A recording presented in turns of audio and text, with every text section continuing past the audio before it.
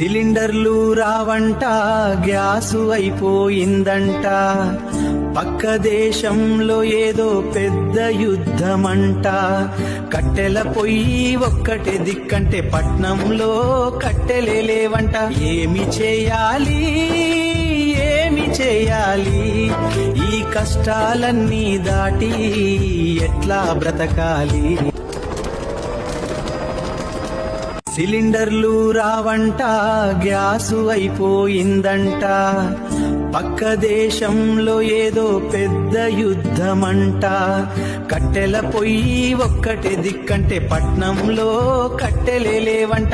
ఏమి చేయాలి, ఏమి చేయాలి, ఈ కష్టాలన్నీ దాటి ఎట్లా బ్రతకాలి?